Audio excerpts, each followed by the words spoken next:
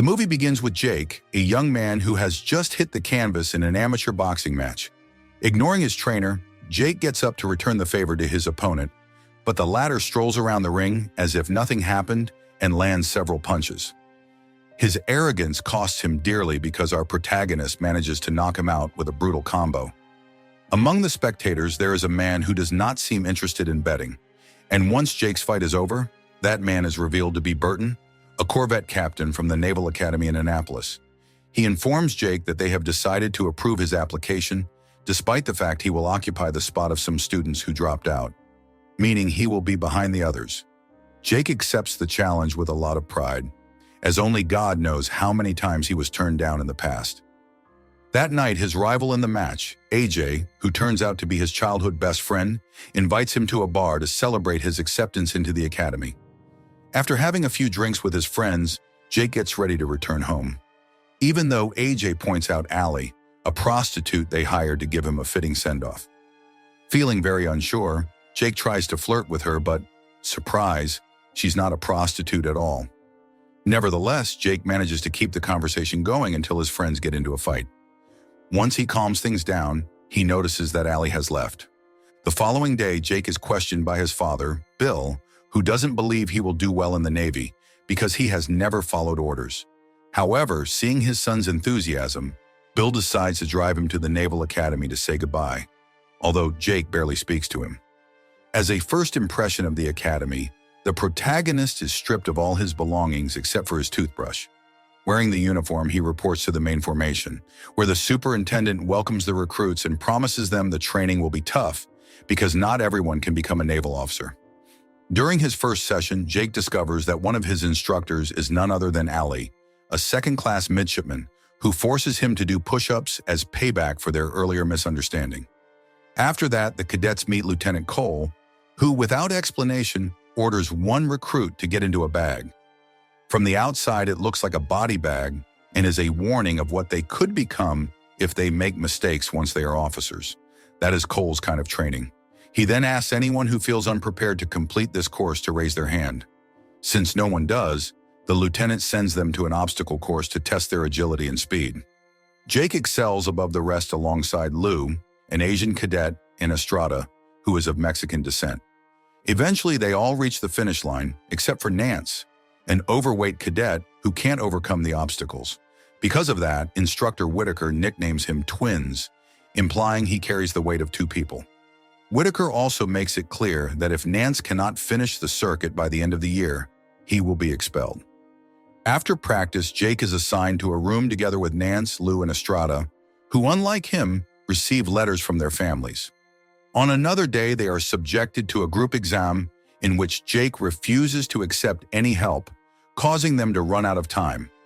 Later in boxing class, Allie notices that Jake already has some experience, although for her, his hook is still too weak.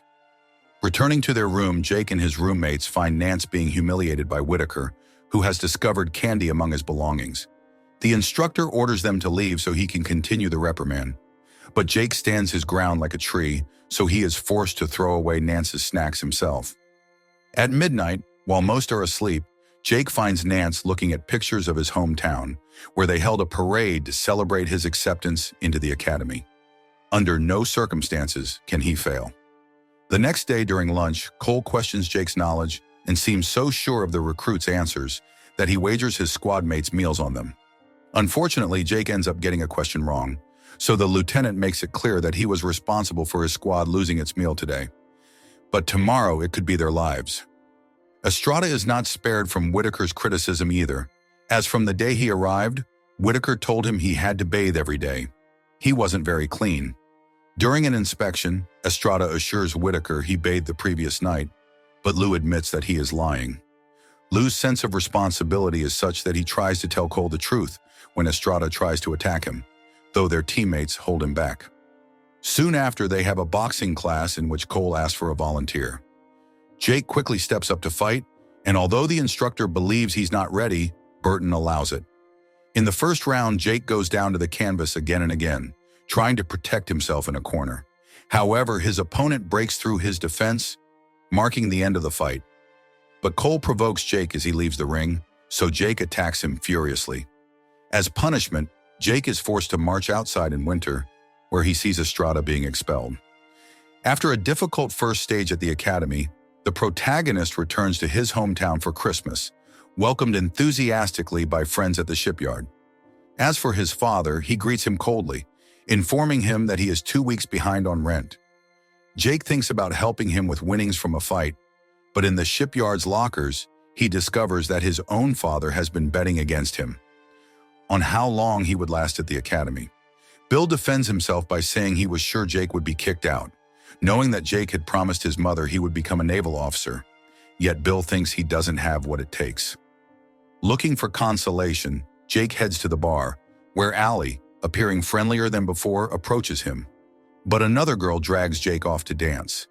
Even so, Ali manages to cut in, and in the middle of the dance floor confesses that she has never gone to a military ball. It's not very common, especially because men don't usually see their female colleagues as equals. Then again, Jake is not yet an officer. Just as they are about to kiss, the other girl comes back to dance with Jake, ruining the moment. After the holidays, Jake arrives at the academy at the last minute, just as they are about to declare him a deserter. Before his return, Cole reminds him that he is not officer material, but Jake stays until the end. He's been underestimated his entire life, and now he wants to prove his worth. Of course, the lieutenant does not make it easy, subjecting him to a naval questionnaire in the early morning hours. For every wrong answer, the rest of his squad has to carry a bucket full of water. Lou is the first to drop the bucket and is punished. Filled with resentment, he transfers to another room to get away from Jake. Sometime later, the academy begins preparations for the brigade tournament, a boxing competition where rank doesn't matter. A highly decorated officer can fight a rookie cadet. Jake sneaks off to train on his own, but Burton catches him and tests his skills in the ring. As they spar, Jake claims he can keep training without anyone's help. After all, no one thinks he'll graduate. However, Burton reveals that he was the one who approved Jake's entry in the first place. In other words, Jake should ask for help. So Jake turns to Allie, who becomes his trainer, allowing him to progress little by little and build up muscle to match Cole. However, Nance realizes the academy's food alone isn't going to cut it, so he shares some of his secret snacks. In return, Jake helps him on the obstacle course so that he can finally conquer it. Jake balances this activity with his own physical and intellectual progress as he continues to train with Burton. One day, while they're resting from running, Allie asks Jake how he can keep going at the academy when he can see his home from the other side of the bay. He responds that it is exactly for that reason that he pushes himself so hard, in addition to having promised his mother. Finally, the day arrives for the official weigh-in for the tournament, and Jake finds out that he weighs 85 kilonars, only 4 less than Cole, putting him in the heavyweight category. In the preliminary round, both Whitaker and Cole destroy their opponents within just a few moves. For his part, Jake must fight his ex-roommate, Lou, whose intimidating appearance is just that, as Jake knocks him out with a single right to the face. Even the lieutenant is impressed by Jake's strength, although that doesn't save him from the nightly punishments. The next day, during training with Ali, she points out that his hook is still a bit weak, so Jake asks her to demonstrate. The move doesn't go perfectly, and Ali lands on top of him, which Jake uses as an opportunity to kiss her. But she pulls away for the sake of professionalism. In the tournament semifinals, Jake manages to knock out Whitaker, earning his spot in the final against Cole. Before the big match, the cadets go on a tour of the nearby naval shipyard. Jake is bored just looking at it, because he spent hours building it, but Ali finds his work impressive. Taking advantage of the visit, the protagonist tells his father about his upcoming fight, but Bill says he'll be busy working. Back at the academy, the cadets who had the worst physical performances, including Nance, receive a final chance to pass the obstacle course. If they fail, they will be expelled immediately.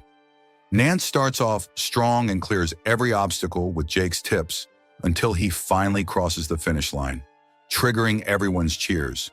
However, Cole announces that he arrived 4 seconds late, and the rules are the rules. All of Nance's hopes collapse in seconds, and he feels he has disappointed his hometown and family. Jake tries to comfort him, but Nance just wants to be alone.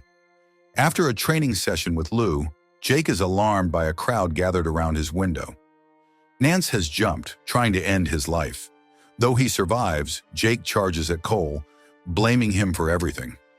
Once he calms down, Jake starts packing his things, but to his surprise, Cole notifies him that he will not be expelled because Cole himself asked the disciplinary committee for more time. Just enough for Jake to fight in the final. When the big moment comes, Jake goes out to fight in honor of his friend Nance.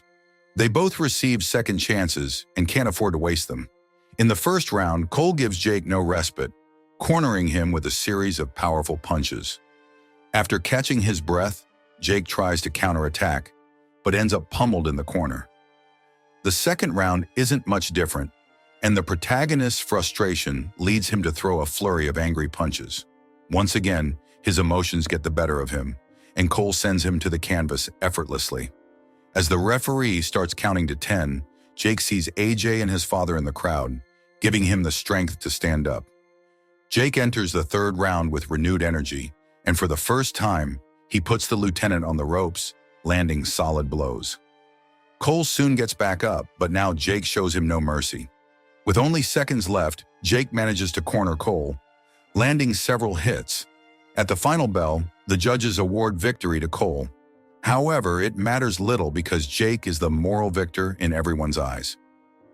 Amid the cheering crowd, he spots his father, who nods in admiration. But there's no time to get sentimental.